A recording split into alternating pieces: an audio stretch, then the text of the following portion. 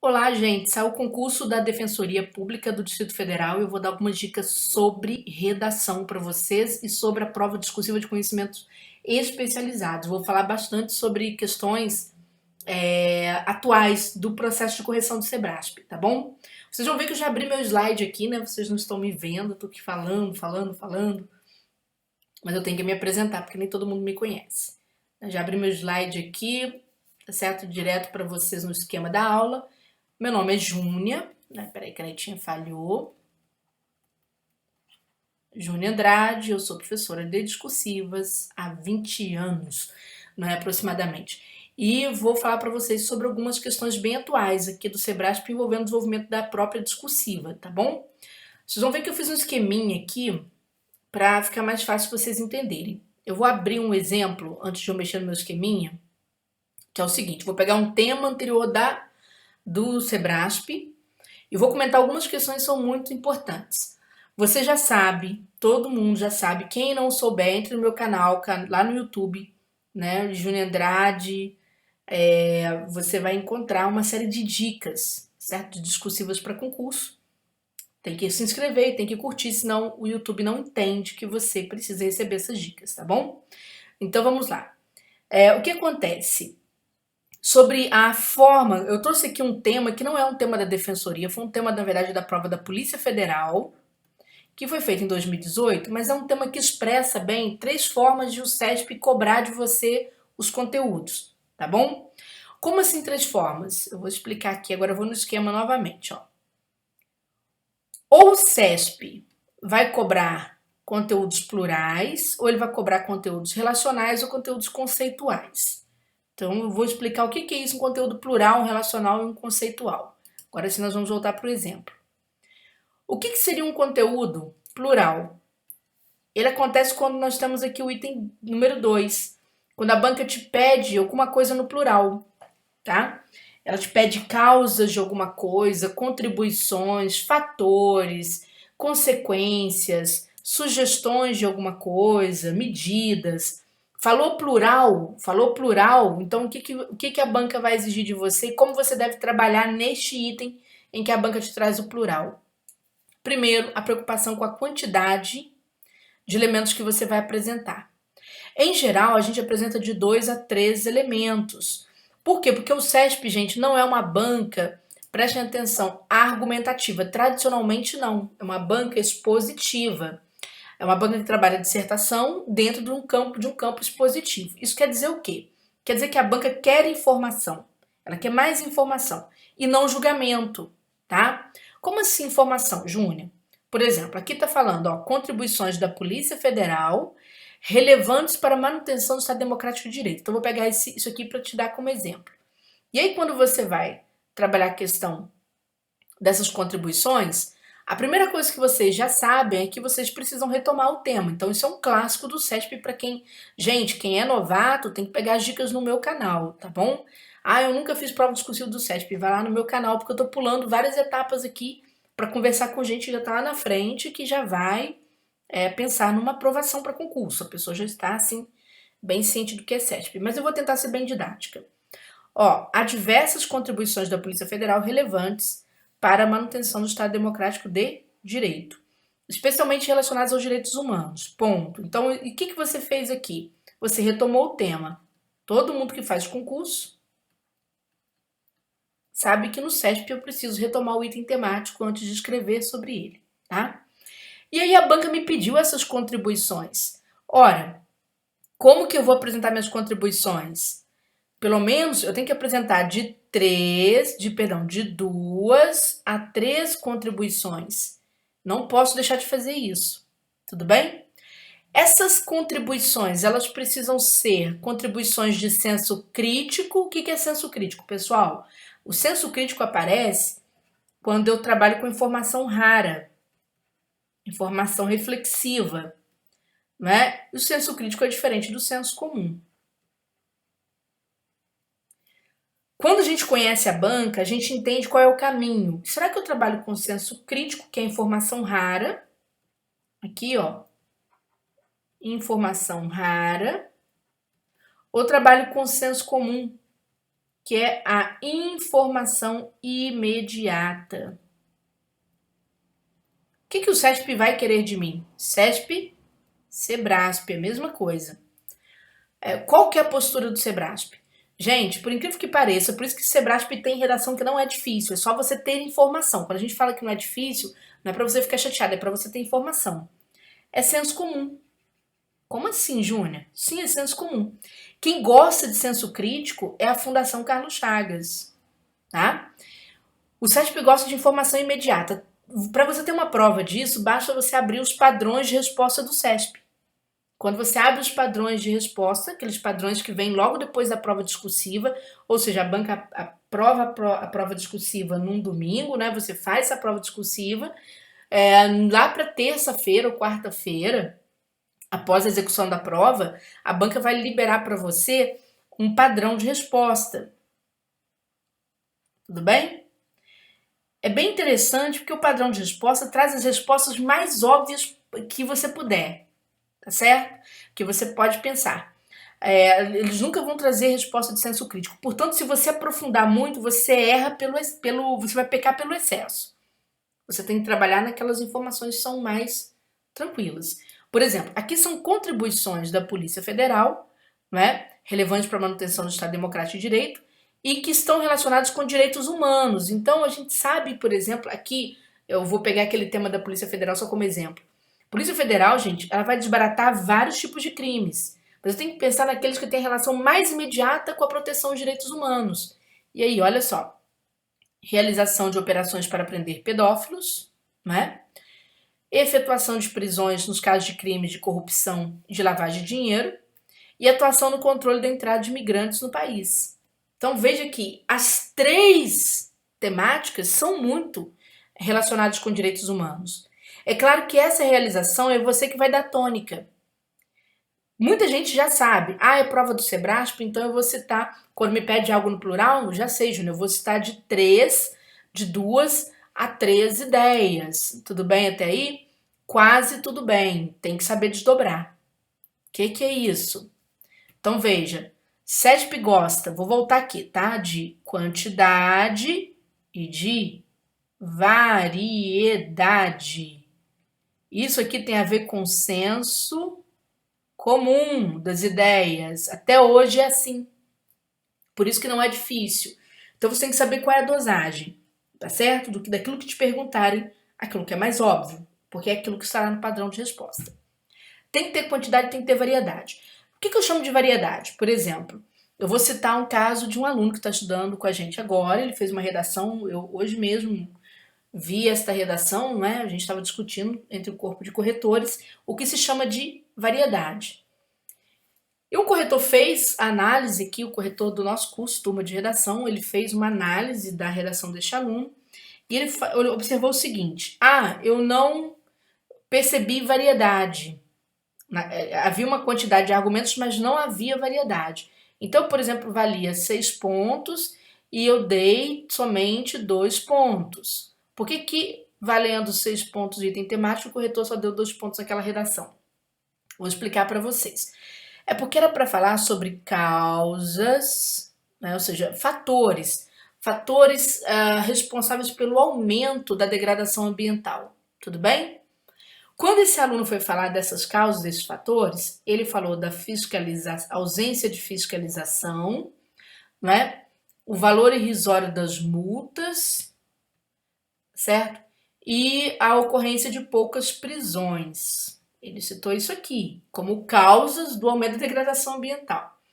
Bom, primeiro, este aluno, ele deu um salto enorme entre uma causa primária, que é um fator primário, e uma causa secundária. Certo? Gente, quando você fala em degradação ambiental,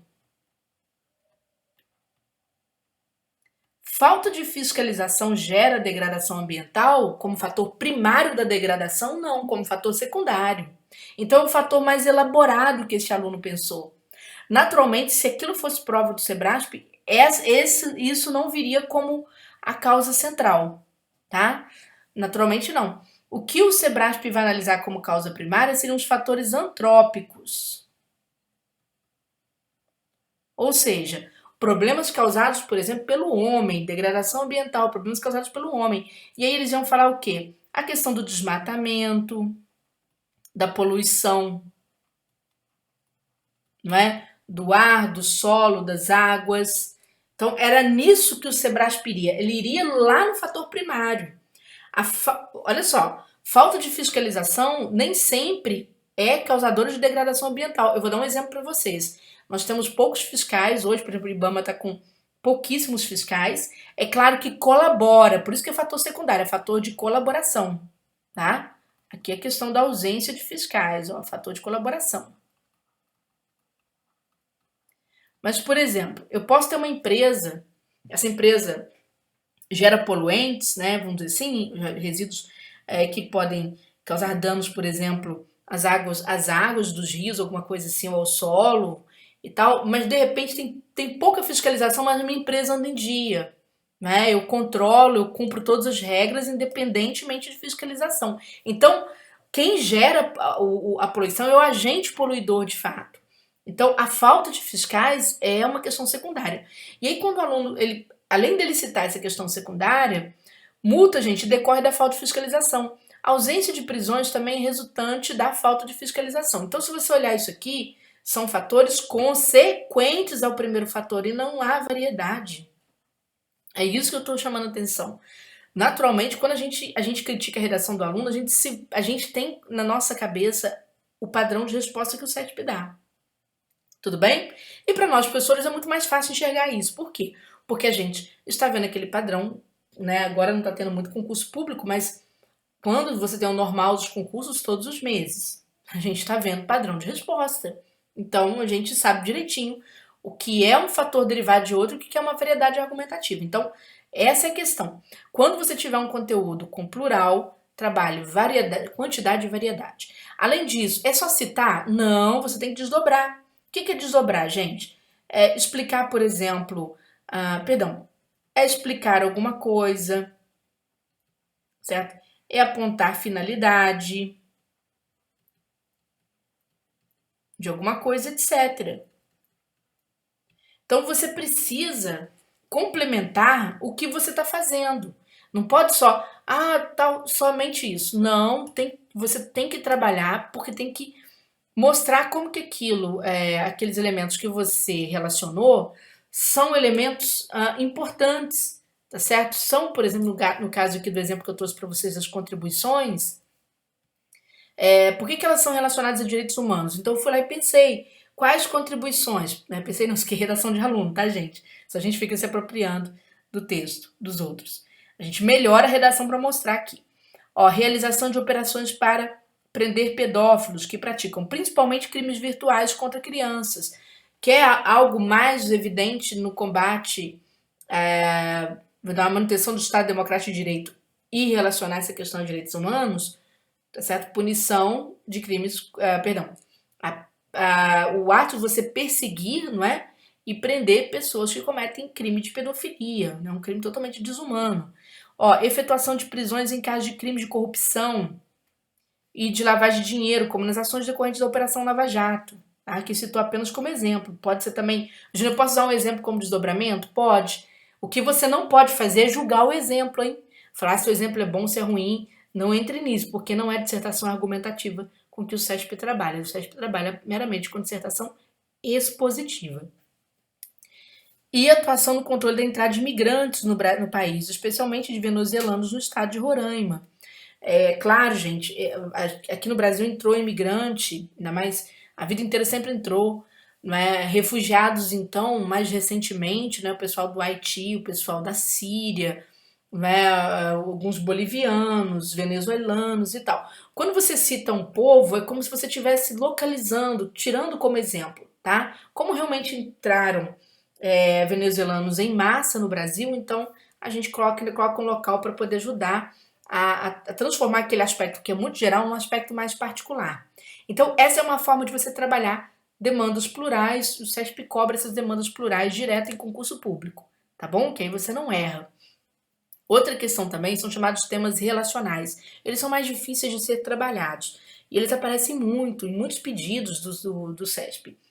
Você tem que tomar cuidado, porque você tem que prestar atenção num tema relacional com a amplitude deste tema, você tem que abarcar tudo que a banca pede e na forma como você vai desdobrar este tema. Então, vou mostrar para você aqui em relação ao que se chama aspecto relacional. Por exemplo, nessa mesma prova da Polícia Federal, a banca pediu para discorrer sobre o papel constitucional e social da Polícia Federal e sua relação com direitos humanos. Tá vendo essa palavrinha aqui?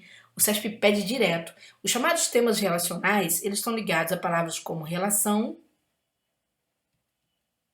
diferença ou distinção, equilíbrio entre um fator e outro, né? E por aí vai. Ou seja, são palavras que você precisa ter sempre um elemento X e um elemento Y. E eles precisam estar relacionados. Quais são os erros mais comuns dos redatores nesse sentido? Primeiro, a maioria discorre apenas sobre essa primeira parte aqui.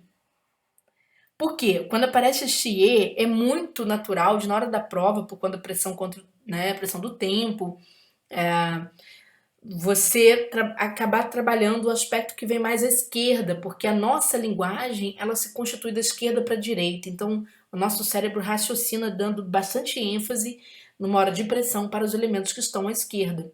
E aí a gente acaba trabalhando as coisas parcialmente. Então, nós temos ali o papel constitucional e social da Polícia Federal, mas tem que relacionar com direitos humanos. Então, foi o primeiro item, foi o item relacional, que eu trouxe aqui para mostrar. A Polícia Federal possui, né, um papel constitucional e social que se relaciona, tem que trazer, nem que seja em forma de verbo, tá? Essencialmente com a preservação dos direitos humanos. Então, tem que trazer isso aqui. Ótimo. Como? Vamos lá. Como falou papel constitucional, você tem que citar a Constituição.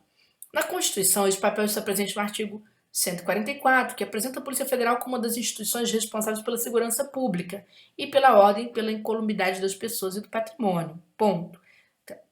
Ó, tem que lembrar de direitos humanos, hein? Nesse sentido, a Polícia Federal exerce seu papel social ao apurar as infrações penais que prejudiquem a ordem política e social, e sua relação com a preservação dos direitos humanos se dá pela prevenção e pela repressão a crimes que atentam contra a vida das pessoas, como, por exemplo, tráfico de drogas e afins e tráfico de pessoas. Gente, tá vendo o que aconteceu aqui? A gente sabe que existe um papel constitucional para a polícia. Está lá previsto no artigo 144 da Constituição. Então você tem que mostrar que isso realmente, onde é que isso está. Depois você tem que relacionar. Ao fazer essa relação, você tem que pensar qual é a área de abrangência, para que abrangência eu vou. Por isso que existe o fator abrangência. Qual o papel da polícia está mais relacionado, por exemplo, à preservação dos direitos humanos? Olha, ali nós citamos exemplos no segundo parágrafo, que falou sobre as contribuições. Aqui nós citamos o papel, que é o papel, por exemplo, né, do combate ao tráfico de drogas, que realmente, quando a polícia previne e faz a repressão contra este tipo de crime, né, ela está tentando preservar vidas, certo? Tráfico de pessoas é, então, um crime extremamente hediondo com relação ao choque, né, ou seja, a exorbitação aí dos direitos humanos. Portanto, é uma questão muito importante, tá certo?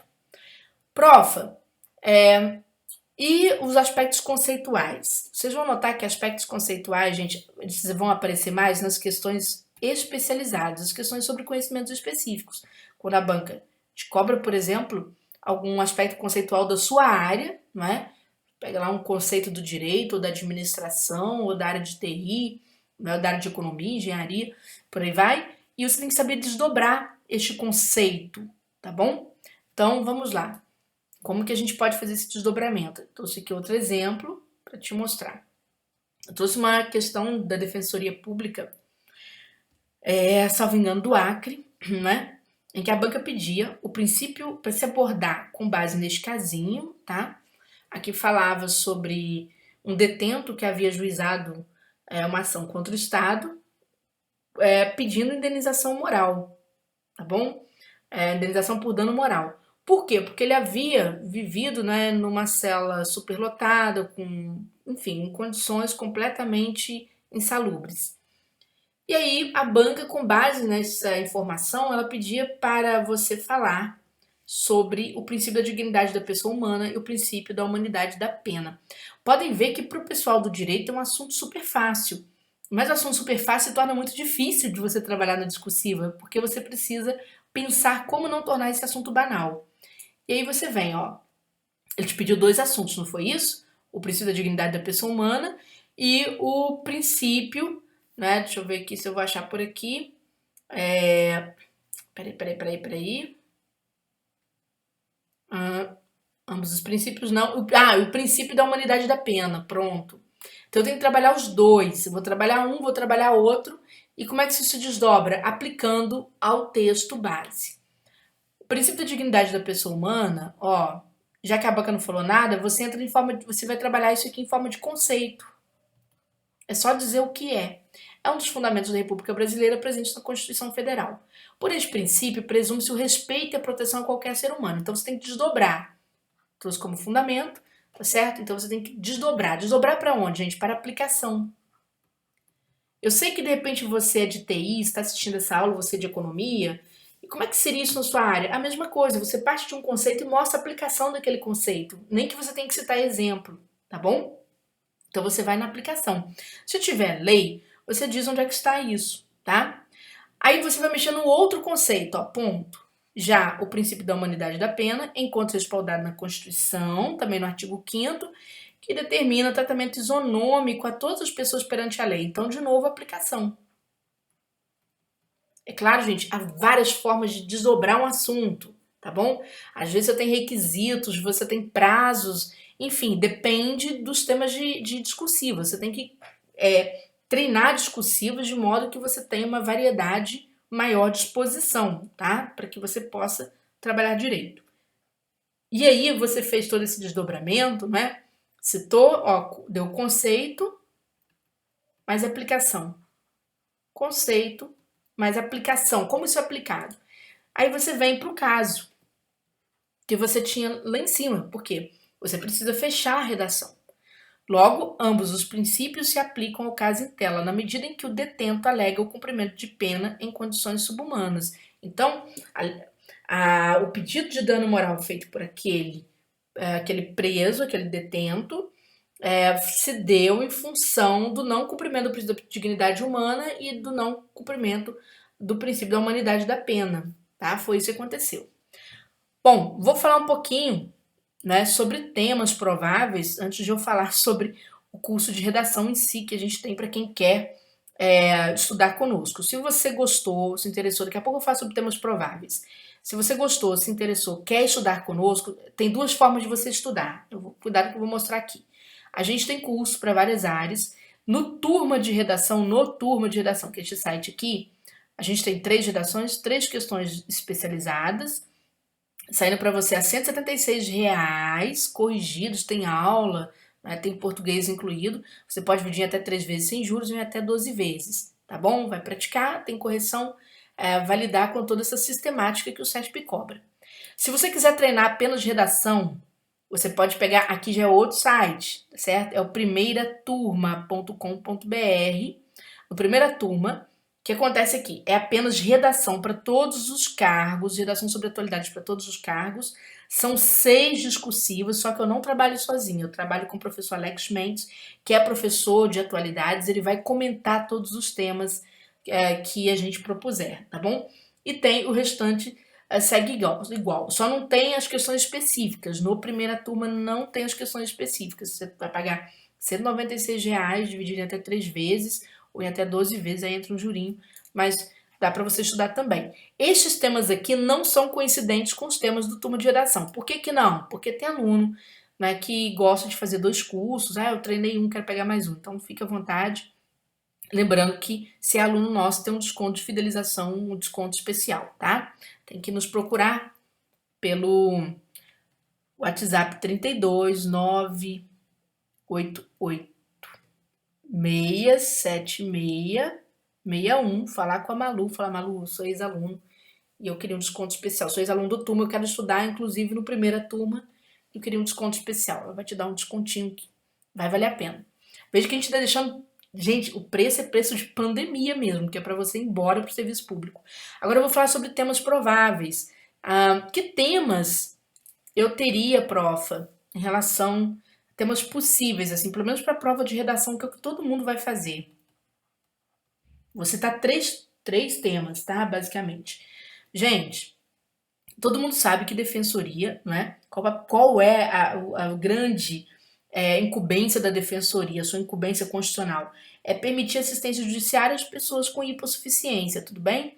Então você, naturalmente, pode ser que a gente tenha tema ligado aí à questão da assistência judiciária, né? Se eu pensar, por exemplo, em termos da assistência judiciária e em relação à tecnologização, que é isso? Gente, isso aqui é um temaço, tá? Ó, pode haver exclusão, tá ligado à exclusão digital. Hoje no Brasil, qual que é o interesse, por exemplo, do governo, de um modo geral?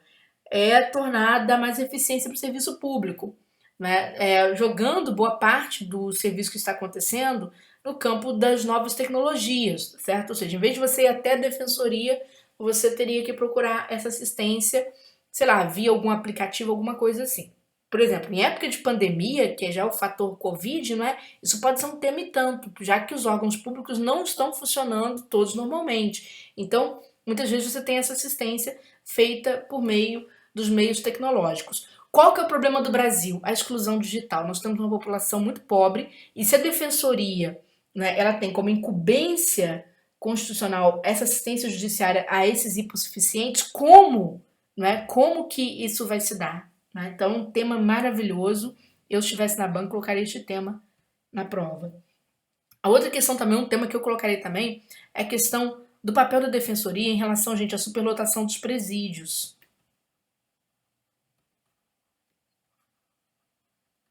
O CESP adora esse tipo de tema, tá?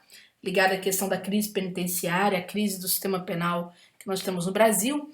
E aí, por quê? Porque você tem, ainda mais na época da Covid, nós tivemos os presos, vamos dizer assim, foi uma das grandes preocupações do Estado a questão da população carcerária. Como que esta doença bateria nos presídios, uma vez que nossos presídios são totalmente insalubres, são superlotados, ou seja, né, como que a defensoria ela pode atuar nesse sentido? Qual é a relação dessa assistência com a situação dos presídios? Então, de olho nisso. A outra questão também que eu acho que seria um tema maravilhoso é a questão da proteção jurídica,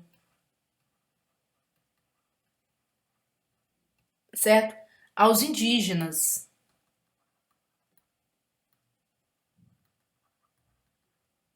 Por que eu estou falando isso? Da proteção jurídica aos indígenas. Pessoal, por conta do problema que vem acontecendo no Brasil, não é? O Brasil está sendo acusado pela comunidade internacional de praticamente abandonar a Amazônia, não é? À própria sorte e de colocar a vida dos índios em risco, principalmente durante a pandemia, tá certo? Do novo coronavírus. Então, o que acontece? Como que os direitos são garantidos aos índios? Qual o papel da defensoria, sua incumbência em relação a essa questão, tá certo? Seria também um tema bastante importante, tá? Para garantia, por exemplo, de acesso a alimentos, assistência médica, tá bom? Então, são três temas muito importantes e se você quiser estudar conosco, tá? A gente naturalmente vai ter esses temas no curso e outros temas também que a gente considera bastante relevantes. Se você quiser acompanhar os nossos vídeos no canal, entre no meu canal Júnior Andrade, que vocês vão acompanhar tanto dicas do turma de redação quanto dicas do primeira turma, tá bom? Lembrando, primeira turma é com o professor de atualidades, aqui só redação para todos os cargos, e no turma de redação que nós temos redação nas questões especializadas, cargo em separado, e aqui é mais voltado para você aprender a escrever bem, treinar a sua escrita, tá bom? Beijão para você, sucesso no concurso!